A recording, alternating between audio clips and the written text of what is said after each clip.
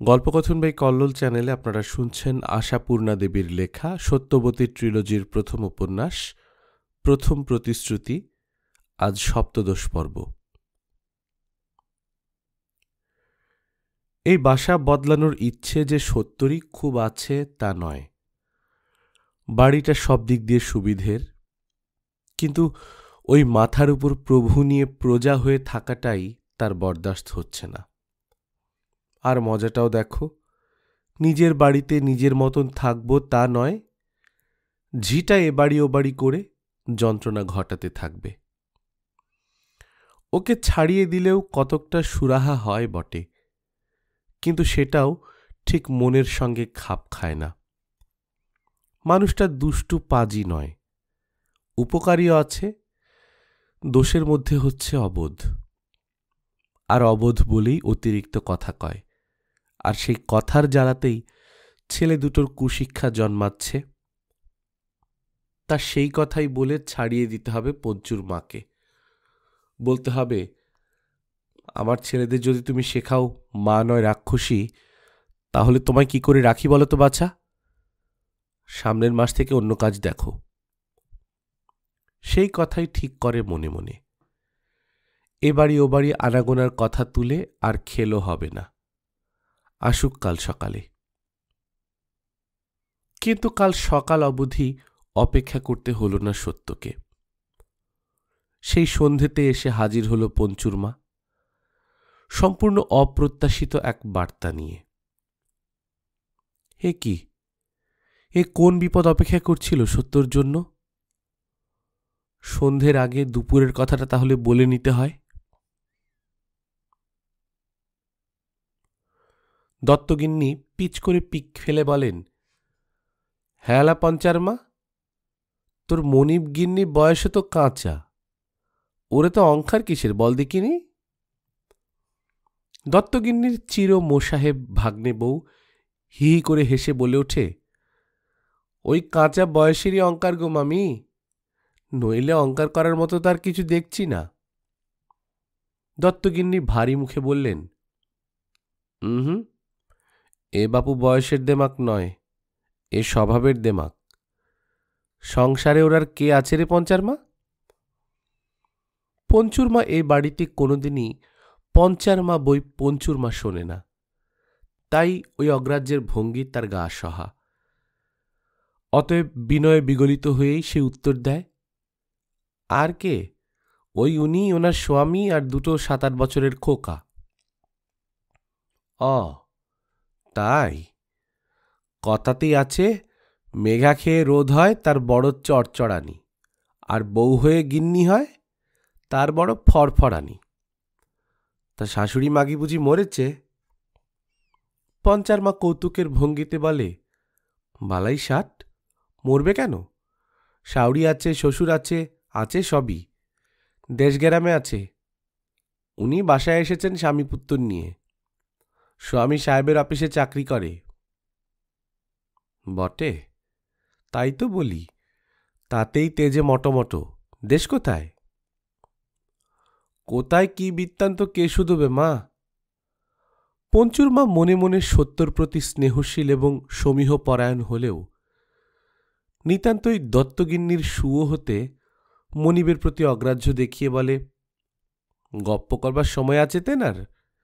ঘরের কাজ মিটল তো বই কেতাব মুখে দিয়ে বসল। বই কেতাব? ঘরের মধ্যে একটা ব্যঙ্গ হাসির ঢেউ খেলে যায়। তাই নাকি? ওরে ও পঞ্চার মা, তুই যে দেখছি খুব ভালো বাড়িতে চাকরি ধরেছিস। দেখিস বাপু, গিন্নির হাওয়া লেগে তুই শুদ্ধ পণ্ডিতনি হয়ে যাসনি। পঞ্চুর মা হেসে বলে, তা পারলে গিন্নি আমাকেও বই ধরায়। বাবা, ছেলে দুটোকে পড়া করে যা দিক করে, তবু ওই ছেলে দুটোই যা গপ্পগাছা করে আমার সঙ্গে। ওদের মুখেই শুনেছি, বারুইপুর না কোথায় যেন দেশ, ঠাকমা আছে, ঠাকুরদা আছে, পিসি আছে, আর মামার বাড়ি সেই তীরবেণীর কাছে নিত্যানন্দপুর নাকি যেন। দাদামশাই কোবরেজ, খুব বড় মানুষ। সহসা ঘরের মধ্যে একটা মানুষের মুখটা কেমন উদ্ভ্রান্তের মতো হয়ে যায়। দেয়ালের কোলে একখানা পেতলের চৌকিতে পাতিয়ে পাতিয়ে পান সাজছিল সে। কাজ করা হাতটা তার থেমে যায়। হাঁ করে তাকিয়ে থাকে পঞ্চুরমার মুখের দিকে। কানে যায় না দত্তগিন্নির মন্তব্য, বড় মানুষের ঝি বলি এত দেমাক 7 নম্বর বাড়ির গিন্নির। সেই মন্তব্যই করেন দত্তগিন্নি। পঞ্চুর মাও মন্তব্য দিয়ে পরিসমাপ্তি করে, সেই তো শুনলাম নাকি ছাঁদার হাড়ি ছোঁয়নি। ভাগ্নে বউ নিভন্ত আগুনে কাঠ ফেলে, ঢপও নাকি শোনেনি। সেই কথাই তো বকে মরছি বৌদিদি, পঞ্চুর মা আক্ষেপ করে। এত লোকের সময় হলো আর তোর সময় হলো না। পাড়ার সকল ছেলে ঘরে বসে রইল, তোর ছেলেদেরই স্কুলের মান নিয়ে তো হলো। ছেলে দুটির জন্য মরছি বকবকিয়ে। তা যাস, হাঁড়িখানা নয় তুই নিয়ে যাস, দিস গিয়ে ছোঁড়াদের, বলেন অপর একটি মহিলা। কিন্তু পান সাজনী বিধবাটির কানে এসবের বিন্দু বিসর্গও বুঝি যায় না। সে তেমনি হাঁ করে তাকিয়ে থাকে পঞ্চুর মার মুখপানে, আর কি বলে সেই আশায়। পঞ্চুর মা কিন্তু আর কথা বাড়ায় না। সত্যর বিরুদ্ধে কথা বলতে তার বিবেক তেমন সায় দিচ্ছে না। তবে নেহাত নাকি এ ঘরে এখন পালের হাওয়া উল্টো দিকে, তাই বড় মানুষের কথার ধামা তো ধরতেই হবে। তাছাড়া সত্যর উপর আজ তার সত্যিই বড় রাগ হয়েছে। সে কোথায় ভেবে রেখেছিল সত্যকে নিয়ে এসে বড়লোকের বাড়ির জাঁকজমক দেখাবে, আর তার বঞ্ঝি শৈলর যে এ বাড়িতে কতখানি মানমর্যাদা তা বুঝিয়ে ছাড়বে। একটা মান্যিমানের মাসিপিসি হওয়াও তো কম গৌরবের নয়। মান্যিমান বই কি, দত্তগিন্নির মেজ ছেলের সঙ্গে শৈলর দহরম মহরম তার রাখ ঢাকা নেই। মেজবাবুর উপর শৈলর আধিপত্য একেবারে প্রকাশ্য ব্যাপার।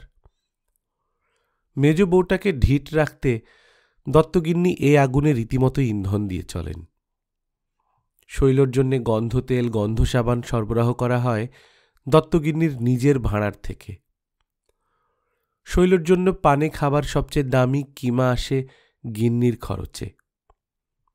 শৈলর ফিতে পেড়ে শান্তিপুরি হাফ শাড়ির যোগানদার অবশ্য মেজবাবু স্বয়ং। তবে একটু ময়লা কি ছেঁড়া চোখে পড়লেই দত্তগিন্নি গ্যাদারি বেজারমুখী মেজবউটাকে শুনিয়ে শুনিয়ে শৈলকে বলেন, হ্যাঁ লা, কাপড়ে তো ময়লা কেন, নেই বুঝি? তা বলতে পারিস নে তোর মেজদাদাবাবুকে? এতজন থাকতে মেজদাদাবাবুকেই কেন, সেই প্রশ্নটা অবশ্য উজ্জ্বই থাকে। তাই এসব রঙ্গরসের গপ্প অবশ্য পঞ্চুরমার মণিবাণীর সঙ্গে করবার জো নেই। কিন্তু শৈলর দখলত্তিটা তো দেখানো যেত, তা হলো না কিছুই। মরুগ্গে, যার যেমন বুদ্ধি, বুদ্ধির দোষেই ঠকে মানুষ। বৌদিদি যে এত বুদ্ধিমতী, তা কই জিততে পারল কই? হেরেই তো মোলো। নিজে ভালো করে খেলি না, স্বামী পুত্তুরকে খেতে দিলি না, গান শুনলি না, সব দিকেই তো ঠকলি। মনক্ষুণ্ণ পঞ্চুর মা পান সাজনির দিকে এগিয়ে এসে বলে, দাও বামুন্দি, দুটো বেশ মচমচে করে পান দাও দেখি খাই। দুটো পান তাড়াতাড়ি সেজে কম্পিত হাতে সে দুটো পঞ্চুরমার হাতে তুলে দিয়ে পান সাজনি বামুন্দি চাপা নিচু গলায় বলে, কই তোর মনিবনিকে তো আমায় দেখালি না। ওমা শোনো কথা, কদণ্ড থাকলো শুনি, এলো আর চলে গেল বই তো নয়। তোদের কথাবার্তা শুনে একটু কৌতূহল হচ্ছে, বলি এত তেজদম্ভ শুনছি, দেখাবি না একবার? আর দেখানো, বৌদিকে আর এমুকো হবে গো, আর এ বাড়িতে আসবে যদি তুমি। বামুন্দি আরো মৃদু গলায় বলেন, তবে তাই চল না, দেখে আসি। ও মা, হঠাৎ আমার মনিবের উপর আমার নেক নজর কেন গো বামুন্দি?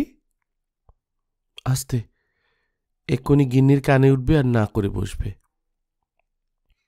বেশ, সন্ধ্যের পর নিয়ে যাব।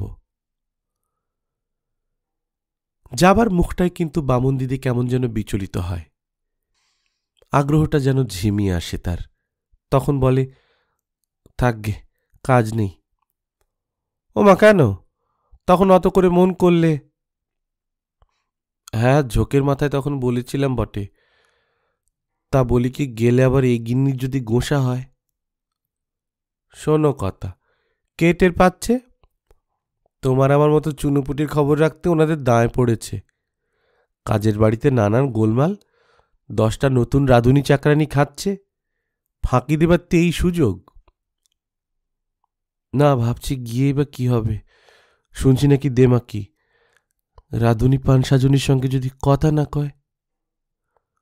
ওমা, না না, তা তুমি ভেবো না বামুন্দি। পঞ্চুর মা অভয় দেয়, তাকে যদি কেউ ঘাঁটাতে না যায় তাহলে সেও কিছু বলবে না। বাড়িতে অতিথি এলে বরং আদর আহ্বানই করবে, রাঁধুনি চাকরানি বিচার করবে না। এই তো সেদিন তাঁতিনি মাগি গিয়েছিল, তাকে কত যত্ন করে বসালো, তেষ্টার জল দিল, পান দিল। কাপড় অবশ্য নিল না, বলল দরকার নেই, তবে দুচ্ছাই তো করল না। অনেক অগ্র পশ্চাতের পর শেষ অবধি অগ্রেরই জয় হয়। পেঁজা তুরতুরে সিল্কের চাদরখানা গায়ে জড়িয়ে সন্ধ্যের দিকে খিড়কির দরজা খুলে পঞ্চুরমার সঙ্গে রাস্তায় নামল পান সাজুনি বামুন মেয়ে। বামুনের মেয়ে একদা কাজের দরবার নিয়ে এসেছিল দত্ত বাড়িতে। নেহাত ঝি চাকরানির কাজ তো দেয়া যায় না তাকে, তাই এই কাজের ভার। অবশ্য পান সাজা কথাটা শুনতে যত হালকা, এই বাড়িতে সেই ব্যাপারটা তত হালকা নয়। দৈনিক অন্তত 1000 পান তাকে সাজতে হয়, তদুপযুক্ত সুপুরিও কেটে নিতে হয়। তাছাড়া সব পান ঠিক এক ধরনের সাজলেও চলে না, তার আবার শ্রেণী বিভাগ আছে। কারুর কারুর মিঠে পানের খিলি বরাদ্দ, কারুর কারুর জায়ফল, দারচিনি, জয়ত্রী, কাবাব চিনি, এলাচ, কর্পূর এসব সম্বলিত রাজকীয় পান, কারো বা দোক্তা খাওয়া মুখের রুচি অনুযায়ী শুধু ক্ষয়ের সুপুরি। আবার সে সুপুরিরও মিহি মোটা নানান প্রস্থ। এসব পানের নৈবেদ্য সাজিয়ে যার যার ঘরের বাটায় রেখে আসতে হয় গোলাপ জলে ভেজানো ন্যাকড়া চাপা দিয়ে। এছাড়া সরকার গোমস্তা লোকজন, অতিথি ফকির, আসন্তি যাওন্তি আশ্রিত অভাগ্যদের জন্যে মোটা বাংলা পানের ব্যবস্থাও আছে। সমস্তই ওই বামুন মেয়ের ঘাড়ে। শুধু পান নিয়েই সারাটা দিন তার প্রাণ যায় যায়। তার উপর আবার বাড়িতে যজ্ঞী হলে তো কথাই নেই, সেও তো আছে যখন তখন। বিয়ে, সাধ, মুখে ভাত এইসব বাদেও হরেক মেয়ে মানুষের হরেক রকম বত্ত সারাও তো সারা বছর। লোকজনের খাওয়া লেগেই থাকে। দত্তগিন্নির ছোট যা অনন্ত চতুর্দশীর বত্ত সারল, 300-400 লোক খেল। পতিপুত্র হারা বিধবা, তবু কমতি কিছু হল না। বড় গিন্নি উদারমনা, বললেন, তা হোক, ওর কেউ না থাক, আমি যখন আছি আমি সব করাব। ইহকালটা তো বৃথাই গেল, পরকালটা বজায় থাক। ছোট গিন্নি অবশ্য বেইমান, আড়ালে আবডালে বলে বেড়ায়, আমার বুঝি ভাগ নেই দত্তদের বিষয় সম্পত্তিতে? বানের জলে ভেসে এসেছি আমি? কাঁটা হাতে করে ঢুকিনি আমি এদের উঠোনে? গাঁটছড়া বেঁধে সঙ্গে করে নিয়ে আসিনি এদের একজন? তাকে উস্কুনিও দেয় কেউ কেউ, কিন্তু সে নেহাতি আড়ালে। বড়গিন্নির সামনে সবাই ঠান্ডা। সে যাক। পথ চলতে চলতে বামুন মেয়ের সঙ্গে নিম্নোক্ত কথাবার্তা হয় পঞ্চুরমার। যতই হোক তুমি হলে স্বজাতি, তোমায় সমীহ দেখাবে। স্বজাতি অবশ্য সত্যবতীর, কারণ সেও বামুন। বামুন মেয়ে কিন্তু এই আশ্বাসে উল্লসিত হয় না, উদাস ভাবে বলে, সোনার বেনের অন্ন খাওয়া বামুন আবার বামুন, তুইও যেমন পঞ্চার মা। তোরা বামুন্দি বামুন্দি করিস তাই, নইলে নিজেকে বামুনের মেয়ে বলে পরিচয় দিতে আমার ইচ্ছে করে না। নেহাত নাকি কাজ করতে এসে সুদ্দূর বললে পাছে পা টিপতে, ছাড়া কাপড় কাচতে, এঁটো বাসন মাজতে বলে, তাই তো ওই পরিচয় দেওয়া। তা কেন বামুনদি? তোমার আচার আচরণ তো সৎ ব্রাহ্মণের মতনই। নইলে রাঁধুনি, কুটনু কুটনি, ভাড়ার দিউনি, আরও যেসব বামনি ধনী আছেন, তাদের আচার কেতা তো আর পঞ্চুরমার অবিদিত নেই। ঘেঁচার মতো সেদিন লুকিয়ে গরম মাছ ভাজা খেতে গিয়ে জিভে কাঁটা ফুটিয়ে হাতে নাতে ধরা পড়ল। তাই কি মাগির হায়া আছে? আসল কথা কি জানো বামুনদি, স্বভাব চরিত্রটি যতক্ষণ ভালো আছে ততক্ষণ কখনো সে আচার বিচার ছাড়বে না। আচার অনাচার ত্যাগ করলেই বুঝবে মতিগতি বিগড়েছে। ধম্মকম্ম আচার আচরণ হচ্ছে নদীর বাঁধ গো। বাঁধ যদি একবার ভাঙে। বাসন মাজা ঝিপ পঞ্চুরমার এই জীবন দর্শনের ব্যাখ্যার শেষাংশটা আপাতত মুলতবি থাক। সত্যবতীর দরজায় এসে পড়েছে দুজনেই। পঞ্চুরমা সানানো গলায় ডাক পাড়ে, কই গো বৌদিদি, কোথায়? একবার বেরিয়ে এসো গো, নতুন মানুষ এসেছে তোমায় দর্শন করতে।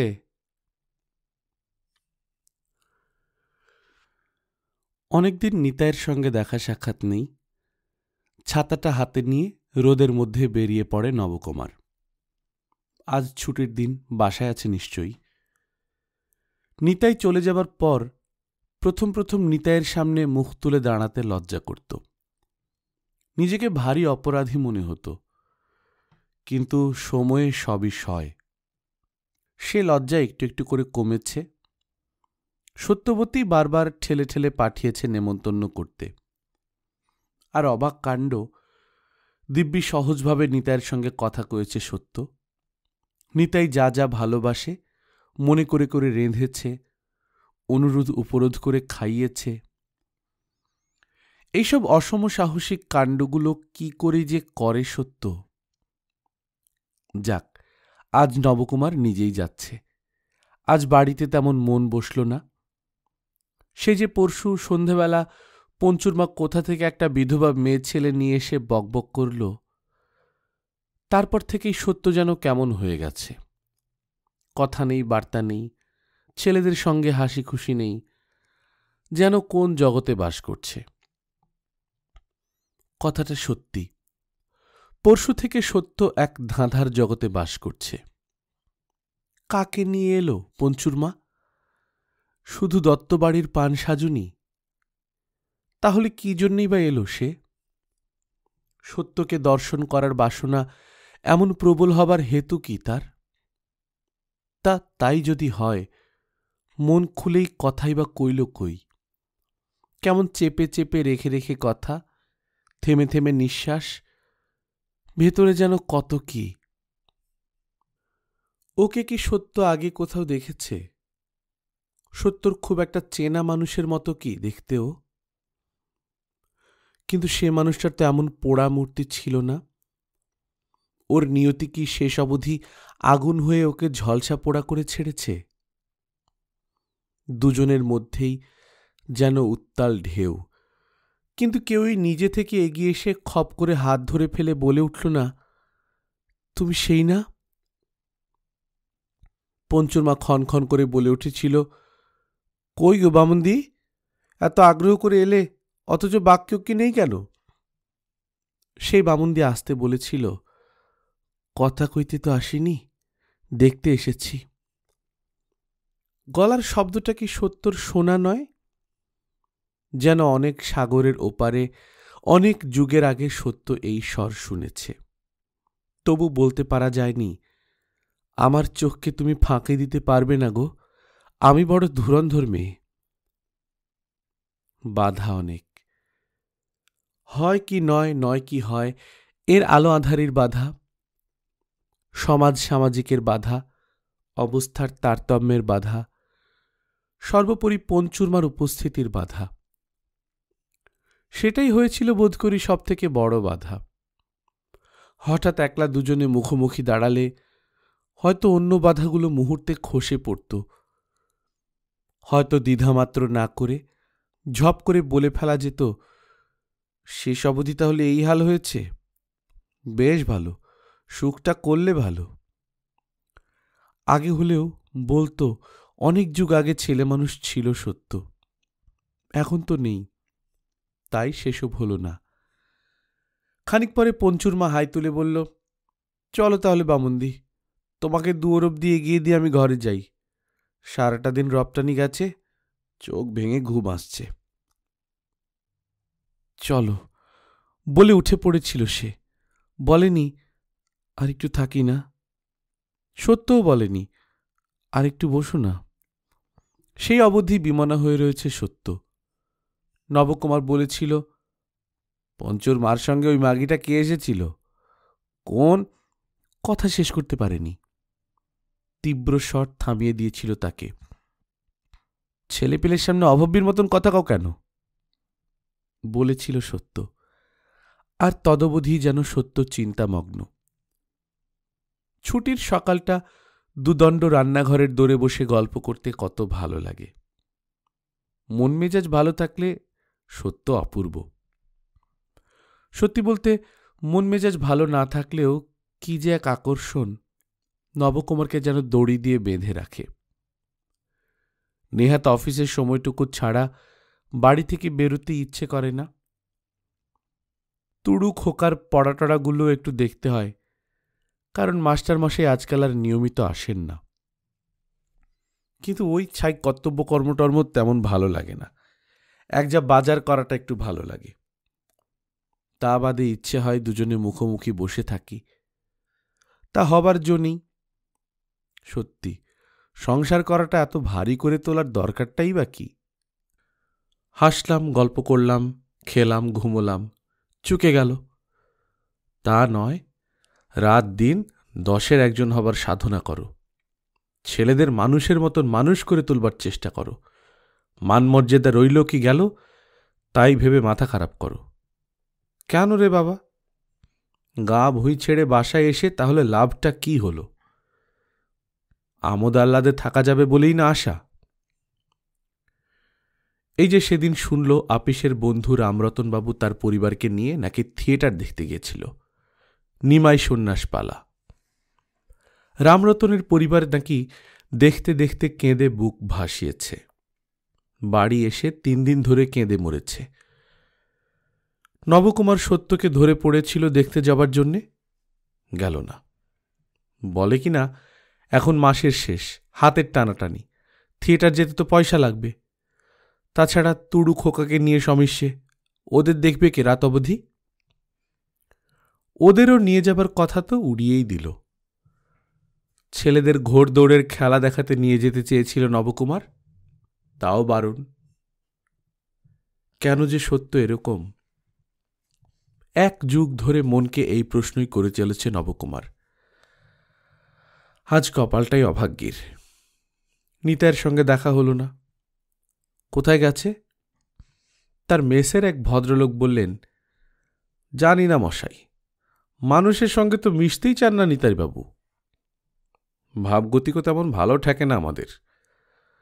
চোখে না দেখলে কারুর নামে অপবাদ দিতে নেই। ওর পাশের সিটের হারানবাবু যা বলেছেন তাই বলছি, স্বভাব চরিত্র ভালো নেই নিতাইবাবুর। হ্যাঁ, কি বললেন? প্রায় মাটিতেই বসে পড়ে নবকুমার। এ কি সর্বনেশের সংবাদ! ভদ্রলোক বলেন, আপনার বিশেষ বন্ধু বুঝি? তবে তো আপনাকে কথাটা বলা আমার ভুল হয়েছে। তবে একরকম ভালো।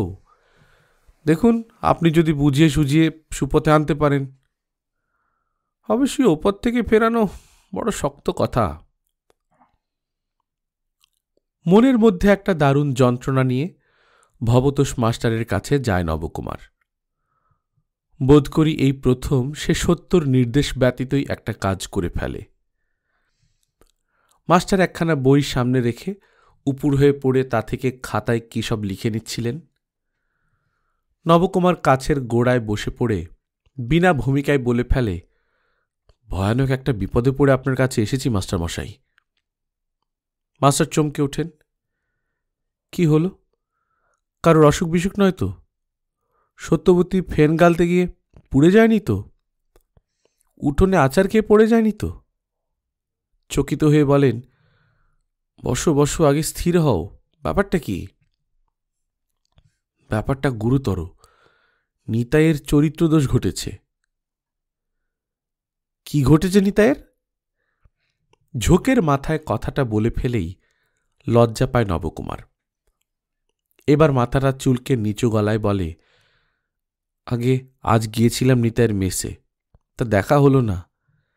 একজন বলল নিতাই কোথায় যায় না যায় ঠিক নেই, আর আর তার স্বভাব দোষ ঘটেছে। ভবতোষ মিনিট খানেক চুপ করে থেকে বলেন, লোকটা নিতাইয়ের শত্রু টট্রু নয় তো? আগে না না, সেরকম কিছু না। তবে তো সত্যিই বিপদ। ভবতোষ নিজের মনে বিড়বিড় করে বলেন, এইরকম একটা ভয়ই আমার ছিল। নবকুমার বলে, আগে কি বলছেন? না, তোমায় কিছু বলিনি। আপনি একবার তার সঙ্গে দেখা করে বোঝান মাস্টারমশাই। বোঝাবো? ভবতোষ হাসে। এইসব ক্ষেত্রে মাস্টারের বোঝ কোনো কাজে লাগে না নবকুমার। কিন্তু একটা তো কিছু করতেই হবে মাস্টারমশাই। চিরনিস্তেজ নবকুমারের এই ব্যাকুলতা মনকে স্পর্শ করে ভবতোষের। তিনি স্নেহার্দ্র গলায় বলেন, আচ্ছা, আমি চেষ্টা করব। তবে কি জানো, আগে বলছিলাম কি, আমার বলার চাইতে অনেক বেশি কাজ হবে যদি বৌমা একবার। বৌমা? নবকুমার বিমূঢ় নির্বোধ গলায় বলে, কার কথা বলছেন? তুড়ুর মা? হ্যাঁ, তাই বলছি। উনি যদি একবার নিতাইকে দিব্যি দিলেশা দিয়ে বলতে পারেন, হয়তো কাজ হতে পারে। নবকুমার তেমনি গলাতেই বলে, আপনি বললে কাজ হবে না, হবে ওর কথায়। ভবতোষের মুখে রহস্যের জালে আবৃত সূক্ষ্ম একটু হাসির রেখা ফুটে ওঠে। ধীরে বলেন, হলে ওর কথাতেই হবে, নচেত। তবে তাই বলতে বলবো। বলে বিমূঢ় নবকুমার উঠে দাঁড়ায়। তবে মাস্টারের প্রস্তাবটা তার হৃদয়ঙ্গম হয় না। আর সত্যি বলতে কি, ভালোও খুব লাগে না। ভালো লাগে না নিতাইয়ের সামনে সত্যকে উপস্থাপিত করার কথাটা। যতই বন্ধু হোক নিতাই, তার স্বভাব যখন খারাপ হয়েছে, তখন বিশ্বাস কি? কে জানে মদ টদ ধরেছে কিনা। মাতাল চরিত্রহীন এদের কাছ থেকে মেয়ে ছেলেদের শতহস্ত দূরে থাকা উচিত। নবকুমারের বাপ নীলাম্বর বাণুজ্যে নামক ব্যক্তিটিও যে ওইসব অপরাধে অপরাধী এবং চিরদিন তিনি সমাজের মাথার উপর বাস করে আসছেন, সেটা অবশ্য মনে পড়ে না নবকুমারের। নিতাইয়ের এই অধঃপতনের খবরটা এবং ভবতোষ মাস্টারের ওই অনাসৃষ্টি প্রস্তাবটা কিভাবে সত্যের কাছে ফেলবে, আর সত্য সেটা কিভাবে নেবে, ভাবতে ভাবতে বাড়ি ফেরে। বেলাও হয়ে গেছে ঢের। সত্য হাঁড়ি নিয়ে বসে আছে। দ্রুত এসে দরজায় ধাক্কা দিতে যায় নবকুমার, কিন্তু ধাক্কার আগেই হাত ঠেকাতেই খুলে যায় কপাট দুটো। তার মানে আগল দেওয়া ছিল না। কি কাণ্ড! ভর দুপুরে দৌড়টা খুলে রেখেছে। বলবে বলে ব্যস্ত হয়ে ঢুকেই দুপা পিছিয়ে আসে। দাওয়ার খুঁটির কাছে সত্য একজনের হাত ধরে দাঁড়িয়ে। না, হাত ধরার অপরাধের জাত যাবে না। পুরুষ নয়, মেয়ে মানুষ। বিহ্বল দৃষ্টি, এক বিধবা। শীর্ণ দেহ, পোড়া রং। নবকুমারও বিহ্বল দৃষ্টিতে তাকিয়ে থেকে শুনতে পায় সত্য তার নিজস্ব সবল ভঙ্গিতে বলছে, হাতে যখন পেয়েছি আর ছাড়ি? মেয়ে নিয়ে চলে এসো তুমি আমার কাছে। আমার যদি দুবেলা দুমুঠো জোটে, তোমারও একবেলা এক মুঠো জুটবে। আমার ছেলে যদি দুটো খেতে পায়, তোমার মেয়েটাও পাবে। শুনে গায়ের রক্ত হিম হয়ে যায় নবকুমারের। এসব আবার কি কথা? কে? কোথায় এর মেয়ে? সত্যর সঙ্গে কি সম্পর্ক এর? আবার হঠাৎ সেই হিম হয়ে যাওয়া রক্ত উত্তপ্ত হয়ে উঠল। পুরুষের রক্ত। নবকুমারের সঙ্গে একবার পরামর্শ পর্যন্ত না করে দুটো মানুষকে খেতে পড়তে দেবার ভরসা দিয়ে বাড়িতে জায়গা দিতে চাইছে সত্য। এতই বা সাহস কেন মেয়ে মানুষের? নবকুমার কিছু বলে না বলে বড্ড বাড় বেড়ে গেছে। নবকুমারের চিরদিনের প্রাণের বন্ধু নিতাই বিনি অপরাধে তাকে বাড়ি থেকে সরিয়ে দেয়া হল, যার জন্যে মনের দুঃখে, ঘেন্নায়, অভিমানে স্বভাবটাই খারাপ করে ফেলল ছেলেটা। নবকুমারের সঙ্গে এক বাড়িতে থাকলে এসব কখনোই ঘটত না। মেসে কত রকমের কুসঙ্গ। নবকুমারের চোখে জল এসে গেল। তারপর ভাবল, এখন কি না কে কোথাকার এক মাগী নবকুমার যাকে 7 জন্মের চোখেও দেখেনি, তাকে বাড়িতে প্রতিষ্ঠা করবার ষড়যন্ত্র আঁটা হচ্ছে। চালাকি চলবে না, এসব চলবে না। নবকুমার সাফ জবাব দিয়ে দেবে, নবকুমারের বাড়িতে এসব চালাকি চলবে না। নির্ঘাত সত্যর বাপের বাড়ির দেশের লোক, তাই এত ভালোবাসা। সত্যি বলতে কি, একটা ঈর্ষা অনুভব করে নবকুমার। নবকুমারের সম্পূর্ণ অপরিচিত জগতের কাউকে যে সত্য মনে জায়গা দেবে, এ অসহ্য। হোক না মেয়ে মানুষ, তবু মনের কথা যে মন ছাড়া আর কেউ জানতে পারে না, এই বাঁচোয়াতেই পৃথিবীর টিকে আছে। নইলে পৃথিবী তার সমাজ, সভ্যতা, শিক্ষা, সংস্কৃতি সবকিছুর বড়াই নিয়ে কোন কালে রসাতলের অতল তলায় তলিয়ে যেত। মনের কথা অন্যের টের পায় না, নিতান্ত মনের মানুষটিও না। এই আনন্দেই যথেচ্ছ নেচে বেড়াচ্ছে মানুষ, যত পারে বড় বড় কথা বলছে, আর স্নেহ, প্রেম, ভালোবাসার মহিমা দেখাচ্ছে। তাই এই রহস্যটা মানুষ নিজেও খেয়াল করে না, এই যা মজা। নবকুমারও খেয়াল করে না বিধাতার কাছে এ কত বড় পাওনা পেয়ে বসে আছে সে। মনে মনে তাই শুধু সত্যকেই বাক্যবাণে বিদ্ধ করে না, বিধাতা পুরুষকেও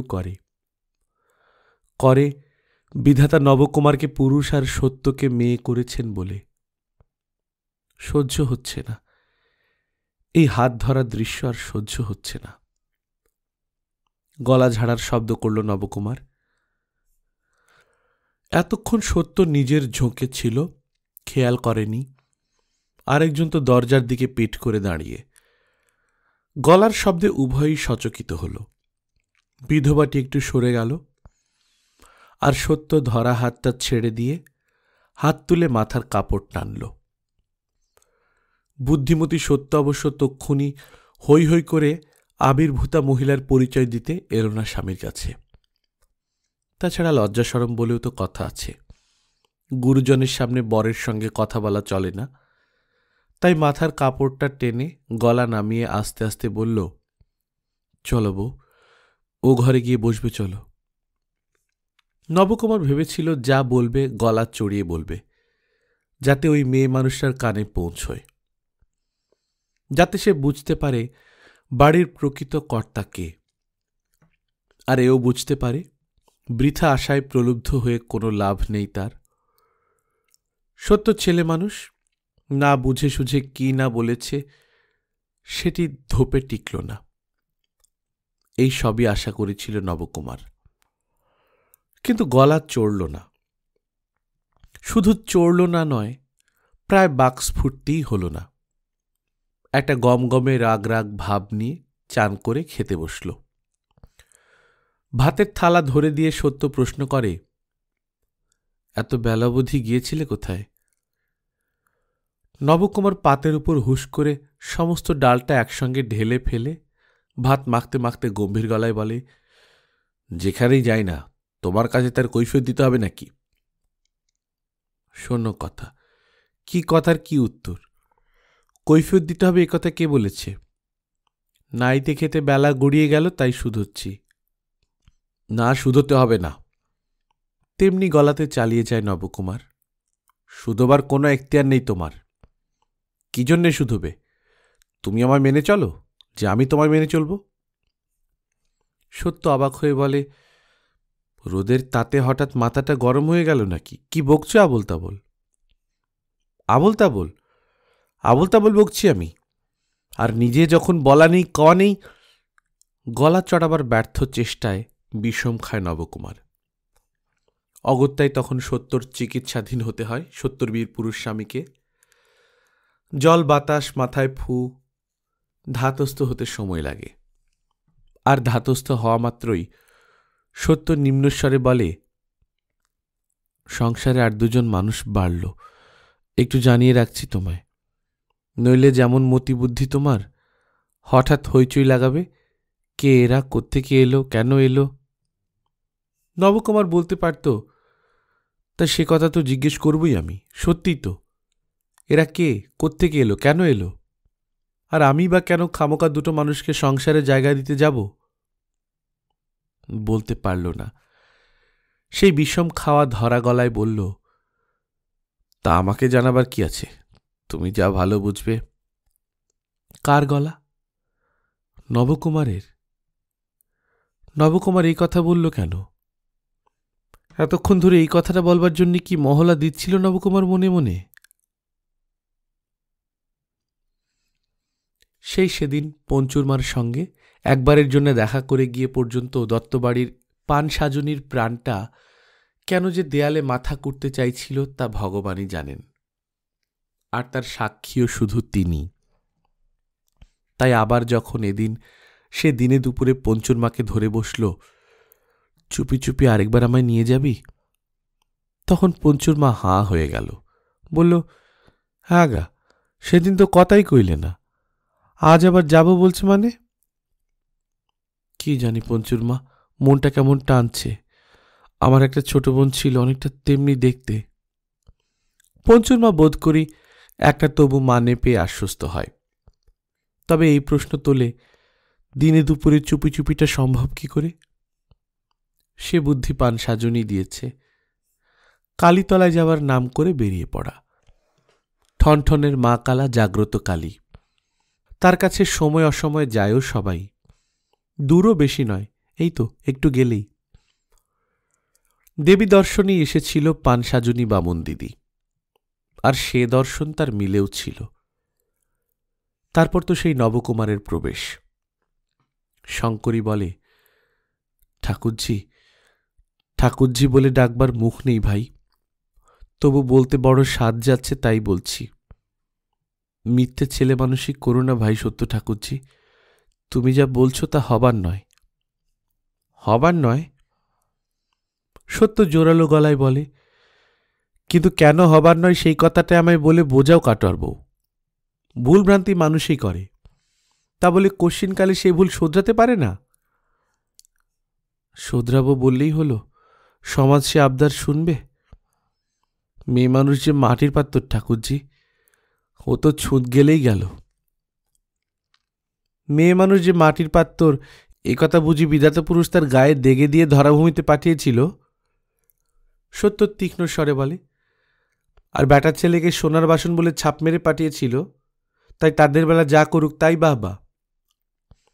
তুমি অন্যায় করেছিলে সত্যি, খুবই করেছিলে। তুমি বয়সে বড়, গুরুজন সম্পর্ক, বলাটা আমার শোভা পায় না, তবু না বলেও পারছি না। যা করেছিলে তা মহাপাতক। তখন জ্ঞান বুদ্ধি ছিল না, পুরো বুঝতে পারিনি কিসের জন্যে কি, কিন্তু পরে তো বুঝেছি। বুঝে মিথ্যে বলবো না, মনে মনে তোমায় আমি নোড়া দিয়ে ছেঁচেছি। শুধু মহাপাতক বলেই নয়, বাবার মতন মান্যিমান মানুষের উঁচু মাথাটা যে তুমি হেট করে দিয়েছিলে, সেই ঘেন্নার জ্বালায় তোমায় শতেক ধিক দিয়েছি। তবে এও তো সত্যি, অতিপাতকেরও প্রাচিত্তির আছে। যেমন মহাপাতক করেছ তুমি, তার মহাপ্রাচিত্তিরই করছ। তুষানলে জ্বলে জ্বলে খাক হয়েছ। সত্য ঠাকুরজি, শঙ্করী আবেগকম্পিত স্বরে বলে, মান্যে ছোটর কথা বলি না, তবে তুমি আমার চেয়ে বয়সে অর্ধেক, তাই পায়ের ধুলো নিলাম না তোমার। কিন্তু জিজ্ঞেস করি, রাত দিন যে আমি তুষানলে জ্বলছি, এ তুমি টের পেলে কেমন করে? শোনো কথা, এর আবার টের পাবার কি আছে? প্রত্যক্ষ দেখতে পাচ্ছি না, দৃষ্টিহীন তো নই। তুষানলে যে জ্বলছ সে সাক্ষী দিচ্ছে তোমার ওই পোড়া কাঠ দেহ।